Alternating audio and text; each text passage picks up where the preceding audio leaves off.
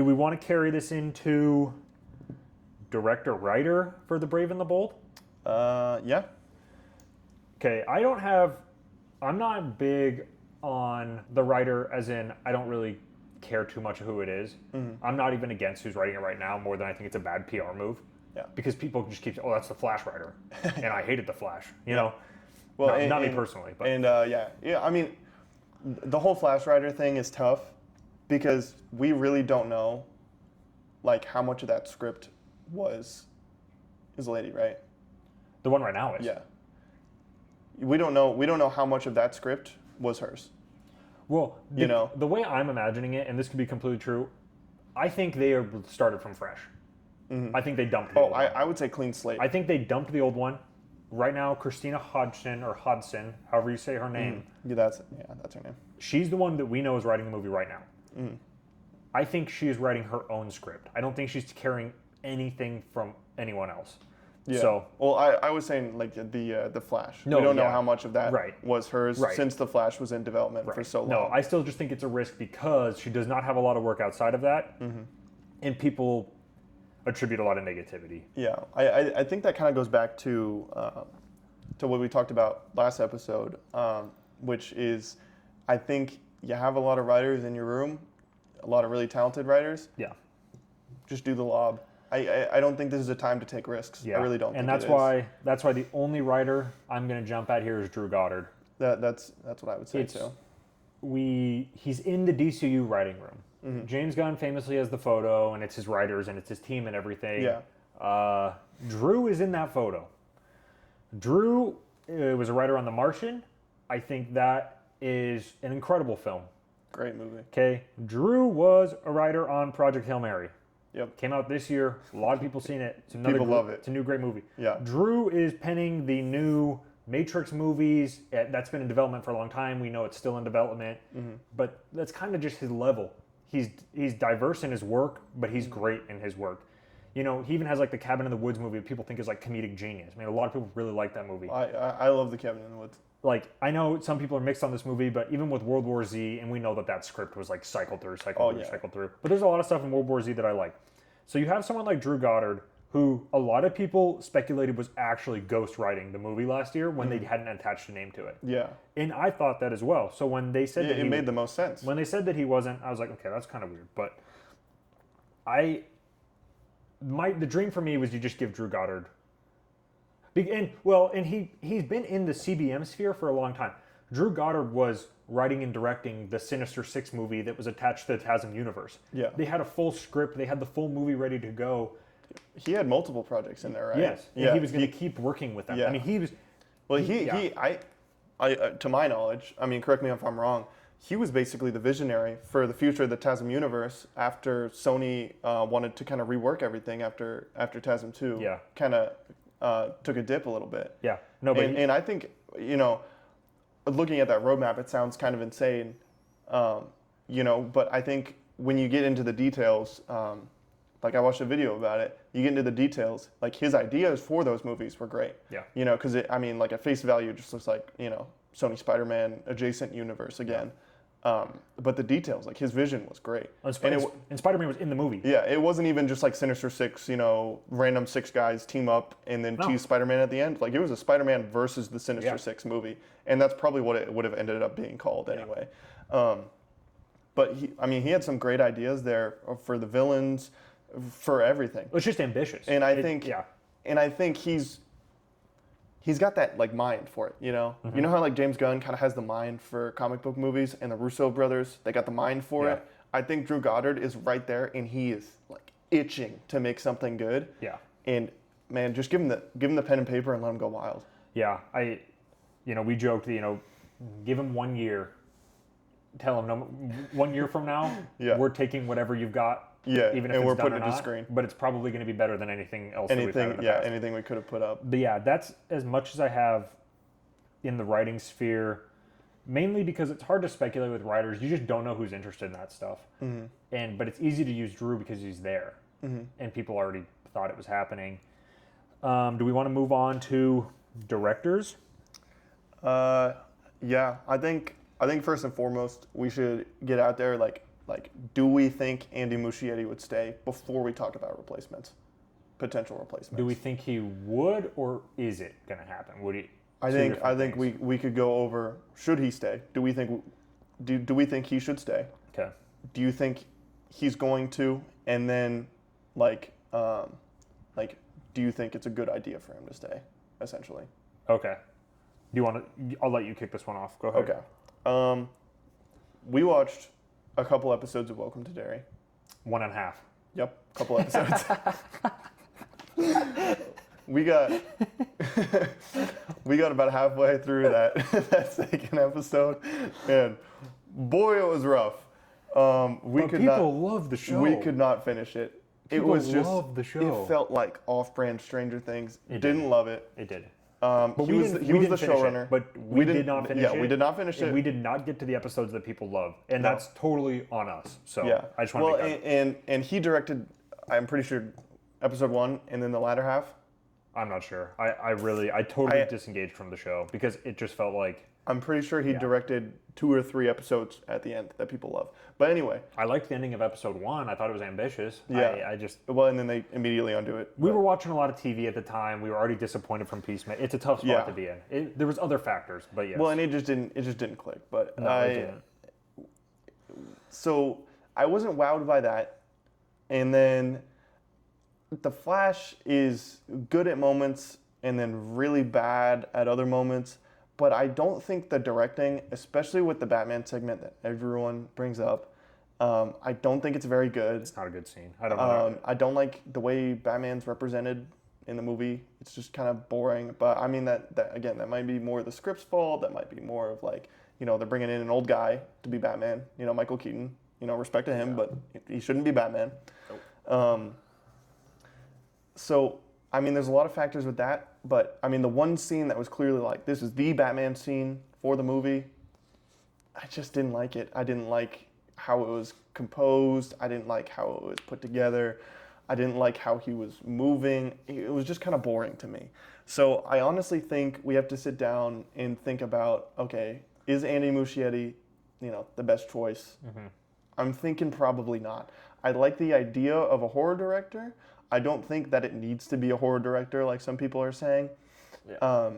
But I like the idea of get someone who can make something look scary and get him to make Batman look scary to criminals. Yes. I think at the baseline you need someone who can do that. Yeah.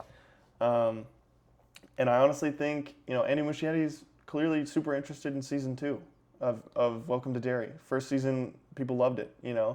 And that's essentially like he made it 1 and 2. That's his child, Yeah.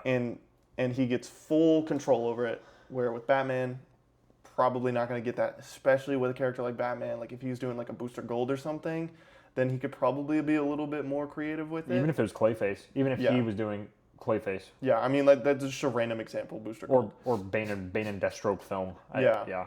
But I mean, with Batman, you're going to have the high execs going, this is not, Batman's got to be like this. You're going to have James Gunn going, well, this doesn't fit my vision. Mm-hmm. So I feel like, especially after The Flash, notoriously, the movie got moved around and shuffled and changed last minute.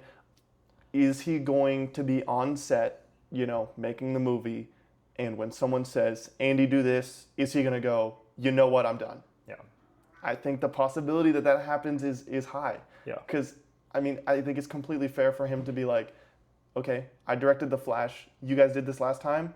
One of the most notoriously horrible comic book movies. Not doing this again. Not going through this again. Yeah, he got ripped apart for The Flash. Yeah, and so I don't really see him, honestly, at this point, what I think, if he sees an out, I think he's going to take it. I think that goes both ways. I think on the studio side, that is also going to be applied, and that's why we kind of got the PR statement. Well, if his schedules open up, he could still be directing. Yeah, I think the reality is all sides are looking for a clean split. Mm-hmm. I think we know that Welcome to Derry season 2 is happening. We know that him and Barbara Muschietti is either his wife or sister. I think it's his sister. I just don't remember for sure. Yeah. Anyway, that's like his producing partner. Mm-hmm. They're both really into it. Yeah. Well, and he said multiple times too, he's more interested in horror. That's his favorite thing. Yeah. So, I mean, like, Batman's not going to be a horror movie. I think you've got to move on. And I think the pressure that you're getting from the Supergirl stuff, and that pressure is not going to be taken away unless Man of Tomorrow is like really, really good and a really, really big hit. Well, I mean, even with that, I think even if Man of Tomorrow comes and does Superman critic numbers and audience numbers, I mean, I think the movie would have to make an absurd amount of money. No, that's right. For the studio to be like, whatever. I think you have to look. You know? I think you're talking about like 850 plus. Yeah. I mean, you're gonna have to scrape $1 billion. Yeah, I don't even think Muschietti wants to do the movie. I think that they're basically using him as like, we joked about this at one point too, but we're like, why does he agree to be this like punching bag for the movie for no reason when he doesn't have to? Mm-hmm. And every time that he's been asked about the movie, he seems completely not passionate about it in the slightest. Yeah. He was at the Superman premiere. Maybe he and Gunn are just friends. Yeah. And they're both, and maybe he's not directing the movie and they just haven't announced it. That has been a possibility now for a long time. Mm-hmm. So, yeah, if we're going to shift, should he do it? I'm going to say no. I'm going to say no. It just doesn't make sense. Will he do it? I'm also going to say no. Yeah. And I'm going to add a factor to that. And that's the report today that Gunn now wants to do it himself. Mm-hmm. Which has been speculated because there is a thought that he doesn't trust many people outside of himself when it comes to directing movies. And it's his universe. Yeah. So the failures, even when he doesn't direct them, are on him. Mm-hmm. So with the mix of that report today, I believe it was from the World of Real. Yeah. They have sometimes gotten stuff right. They've sometimes gotten stuff wrong. However, I have already believed this prior. It's just like what I've thought. Mm-hmm. So it makes sense to me. I'm not saying that's the truth, but it makes sense to me. I don't think it'll be Muschietti. I think we're going to get a different name. Yeah. You wanna know what my theory on the whole Gunn is directing thing is? Yeah. I'm thinking that some higher ups, right, some execs, I think they're a bit more hands-on now that WB's being sold. I think before WB kind of let go of the reins, let Gunn do whatever he wanted. Oh, Zaslav for sure, and he said that. And so I think now with them being acquired by Paramount and it sticking this time for a lot longer than the Netflix one, I think that there's a bit of pressure now, especially since Supergirl, this being announced after Supergirl's underperformance. Mm-hmm. I think it's possible that some execs went, okay, this is your universe, the stuff that you make does really well, Now, the one thing that you didn't make, not doing great. I'm not saying that this is like logical in any way from them, but purely from an exec mind point, I think, they might be going, you just direct Batman, get it out. I've kind of thought that the whole time. I think that's kind of what's going on. It was always also the added pressure of, the show's viewership is not good. I mean, people are going to, like to skew it one way or the other without some context. Yeah. At the end of the day, the show's viewership, both of them, Peacemaker and Creature Commandos, definitely underwhelming, right? And Superman, I mean, this, again, was also said, great movie critically, financially, it made money, right? But we heard murmurs about it underperforming what they expected from it. It didn't fail. No, didn't flop at all. But and it was financially successful. It was a good movie that was financially successful. Yeah, if you want to look at it purely from a, checks and balances, if you just want to go straight to, did my movie make profit? Did it make a little bit of it? For sure, it totally did that. Mm-hmm. But that's not really how these things are measured. No. So it's kind of dumb to talk about it like that. Well, I mean, they have expectations, right? And if you don't meet the expectations, typically they change things. Right. Like if we're going to talk, like when they make an Avengers film, this is an extreme example. Yes. The goal is to not break even. It's not to get $1 of profit. No. You just don't make movies to do stuff like that. No. You make it to make a lot of money. Mm-hmm. So they set expectations for themselves.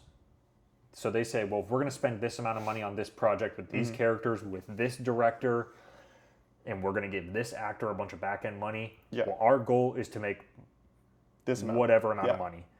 And that happened with Superman. We don't know what the inside goal was. Yeah. I know at some point someone said 700 to 750, and that made sense to me. Yeah. That made sense to me for multiple reasons. You're looking at easily over 100, maybe even $200 million profit solely from theatrical. Yep. And then that funds your next movie. And it helps fund your, but also for the petty out there, it's more than Man of Steel. Yep. So that number made sense to me. And then the narrative kind of shifted to where they're looking at 500 million because that's their guaranteed profit range. Yeah. Anything over 500, that's like that's money in the pocket. Their money in the pocket, and that I think is the truth. I think they shifted. But just because you shift doesn't mean that you love exactly what happened. And I think that's kind of the reality of where it ended up. Yeah, other directors. I don't know if you want to. I liked the idea of Sam Raimi doing it. I still like the idea. I enjoyed Send Help this year. Yeah. I thought it was really good. I still think Sam Raimi is a good director. So that's just Dan Trachtenberg has been thrown out there. He's done the Predator movies. So did Predator Badlands last year. Predator Killer of Killers, which is the animated one. It was on Hulu. And then Prey, which people really loved, also straight to Hulu. So I enjoyed all three of those. So he's been doing those. I'm not sure how many other director names. I mean, Matt Reeves obviously has been. That's not happening. No. Obviously. Definitely not. He is in fact busy with his own stuff. Yeah. The director argument has kind of been less names thrown out and more trashing on Muschietti. True. Is what I've seen. I'm not sure I have any other names I want to throw out other than I think right now the most likely is that James Gunn's going to end up doing the movie. Yeah. Which I'm not going to chalk that up as a positive. And I love the movies the guy directs. I think he's really talented. I think all of his skills, everything he's good at, culminated in a great Superman movie. I don't think you can just translate that to making. I don't. Yeah, and I don't want to put James Gunn in a box, right? But I don't think his strengths play into what could make a fantastic Batman movie. Yeah. And obviously, at the end of the day, I'm gonna want the best Batman movie possible. I don't think he would make a bad Batman movie. Like, I'm not going to come out here and say, like, oh, James Gunn sucks. I mean, like, that's just stupid. Yeah. But I don't think you hire a director for what they do best, right? You don't hire them for what, can they do it? And I think just because James Gunn could do it doesn't mean he would be the best at it, and doesn't mean he's the best option. I think that's the full reality, is that right there. He could do it and make a fine movie. Yeah. Is that the best? I don't want a 7 to 7.5 Batman movie. Obviously, I want a 9 to a 10 out of 10 Batman movie. And I think that's possible. I think with the pieces that we've discussed, I think you could get a movie on par with The Dark Knight and The Batman and Batman Begins. Those are my 3 top Batman movies. Yeah. And I think it's entirely possible to do that again. Yeah, I don't think it's impossible to keep doing that. I think you need a lot of care. Even in the DCU. Yeah. And this will be the first time, I'm not counting The Flash, this will be the first time that Batman is like active and even like in a shared universe. Yeah. I mean, obviously we have BVS. But I mean, like after that we have Zack Snyder's Justice League. I mean, those movies are barely a shared universe. That's like 4 movies. You have Man of Steel, BVS, Wonder Woman, Zack Snyder's Justice League, and then after that, you don't see Batman again. I mean, like 4 movies. Does that really count? I'm gonna say no. Well, he never even got his own movie. Yeah, so I'm gonna say no. That's pretty tough to. But yeah, you can't just sit there and call BVS a Batman. Like obviously he's in it. He's a co-lead, but Superman is equally part of it. Superman had already had a movie before. Yeah. A lot of times it feels more Superman-centric, but... Yeah, so, I mean, I'm going to say a lot of similar things to you. I think Dan Trachtenberg could do a good job. I enjoy his movies. His directing style, I think he could do the action really well. I think that's a big thing. Yeah. With the newest Predator movie he made, it's a bit bigger scale than Prey is, with its action set pieces. And more spacey. Yeah, and story. Yeah. But I mean, the action is really well planned out and choreographed, and he showed there that he can do big scope Yeah. and he can do small scale stuff. Yeah. And I think that's really important with Batman because you're going to have car chase scenes and then you're going to have in building scenes. Yeah. And I think the best way to do it would be to separate, Batman chasing someone on the street or anything like that.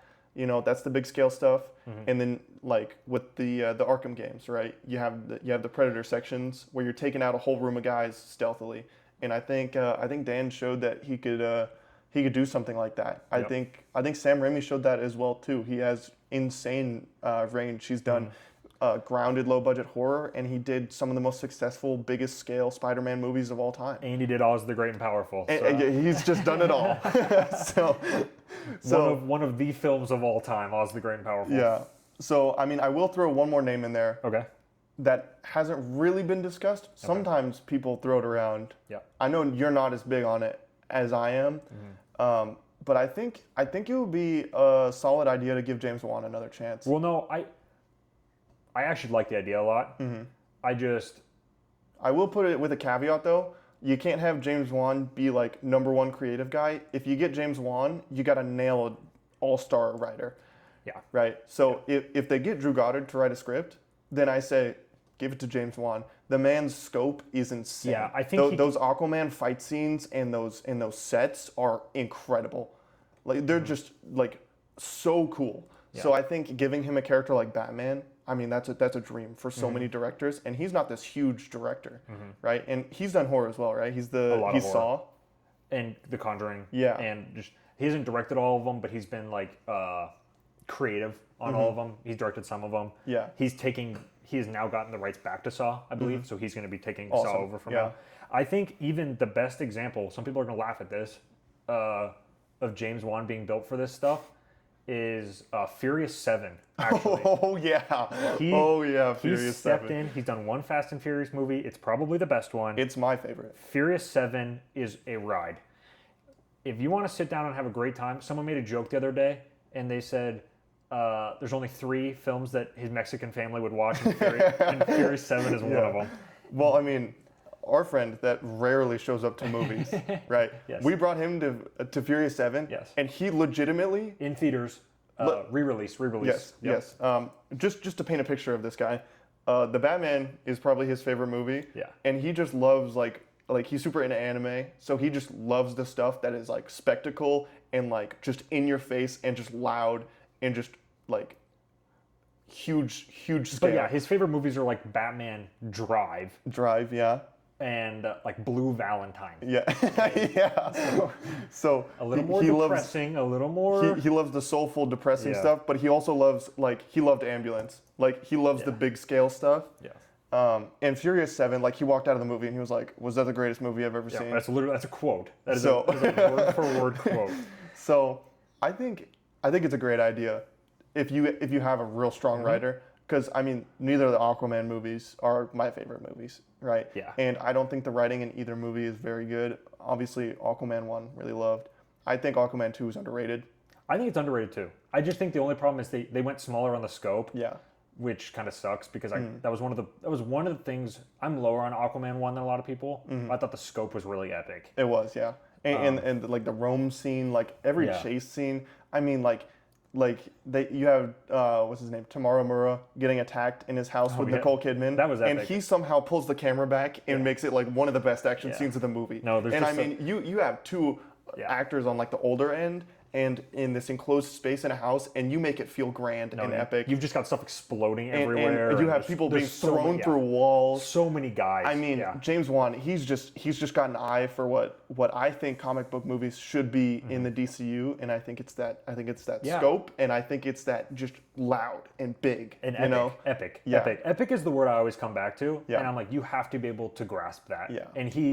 And the reason I bring up Furious 7 is because that movie is like, oh my God, epic. Yeah, it is. And Well, it's just the whole movie. I mean, it's Yes. about cars, but all gas. Yeah. The whole movie. Yeah. And every set piece feels like put together. Yeah. You No, know, absolutely. and intentional. So I'd be all over a James Wan Batman movie in where there's a lot of the Arkham game vibes. You know, 100%. it is just like really, especially Asylum. You get the Asylum vibes in there. Yeah. Yeah. but where it's like, it's very crazy. We've got a lot of characters. The characters in some aspects look like how they did in the source material, but they feel like those characters. It's not a tamed version. I'd be all over that. So Well, I'm totally with you. And he loves the choreography too. I mean, if you look at the end of Aquaman, like with the tridents, it's two guys fighting in the rain on a ship in the middle of the ocean with tridents. Yeah. And that choreography, he loves his slow-mo. Right, Yes. and it is killer. There's lightning in the background. They're doing flips over each other. Yes. He breaks one of the tridents at one point, and it just like shatters in this slow mo shot with the lightning coming down. I mean, you need that stuff with Batman, right? I can see how he could do that like in an alley. You know, Batman's fighting a couple thugs, right? And he just does the Arkham like thunderclap on the ears, and then like blocks something behind him and like throws some like just. I'm telling you, just give the man the camera. Well, and he handles like that thick rain. Yeah. Looks really good. It looks so good. There's the scene in the trench. Oh yeah, with the red flare. That's the best example. I Yeah. prefer when The Rock flexes his arm, breaks his cast, and takes the machine gun off the crashed helicopter. I mean, we need hell yeah moments like that with Batman, 100%. Yeah. I mean, we've talked about this too, but with Batman, I mean, conceptually, the corniest thing ever, right? Yeah. And you see that when people try to be Batman, like online and stuff, and they try to Have you seen emulate that Mexican vibe. Batman? Yeah. So you have people emulating that vibe, and you're like, this is the corniest guy ever. Yeah. But the distinction is when you make a movie, you set the tone and you build it around that. He's the coolest guy ever. Yeah, yeah. And that's why so many people like strive for that. So I think, and even in the Batman, right? Like Robert Pattinson is doing and saying corny things, but the movie builds around that. Yeah. And it's just completely fine. It rolls completely fine. And I think James Wan is like, you know, he could do that perfectly. I mean, Aquaman was the most dogged on superhero of all time. And he brought $1 billion to it and had people sitting in the theater going, this is the coolest thing I've ever seen. Thank you, China. I was about to say, like, the Chinese audience thought it was the coolest thing they've ever seen. And they thought that with Furious 7 as well. Yeah. $300 million. I looked it up last night, actually. $300 million from China alone That's insane. on Aquaman 1. Aquaman 1 made like $800 million internationally, so money not from domestic. That's a big number. Yeah. That's how you get $1 billion. You do that. Yeah. Yeah. But yeah, I mean, James Wan, I think, he said he loved making both Aquaman movies. And towards the end of the DCEU stuff, you had every actor, writer, director, all dogging on the DCEU. James Wan sitting there said he had a great time. He did two films for him. Yeah, and you have the cast all saying that they liked him and that they enjoyed working with him, right? So No, I mean, I don't think it's gonna happen, to be honest. Yeah, probably not. Not with Batman, but I would love that, and I would love for James Wan to get eyed by James Gunn, and just bring him in, let him do something. I mean, let him stay there. Yeah. You need some spectacle. You need people to clip stuff. I mean, this is how it works nowadays, but you need people to clip stuff and share it, and then just spread it all over the place.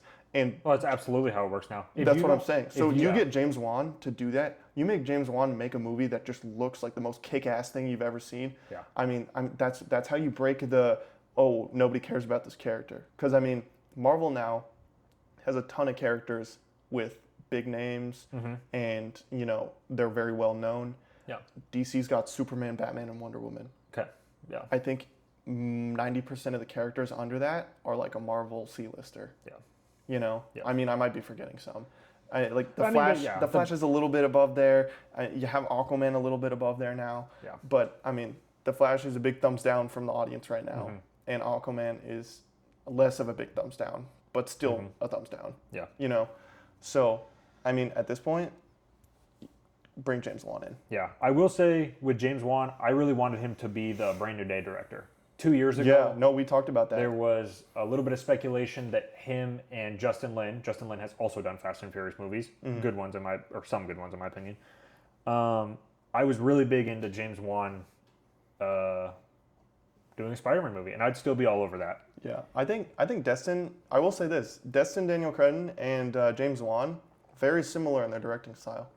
Yeah, and the think. things they do well at. Yeah, because Destin's got scope, and he's got a lot of similar stuff with James Wan. Right now I'm in Destin's corner. We'll see how this Jean Grey stuff works out, but Yeah, that's scary. That's scary. But we'll get into more of that at a later date.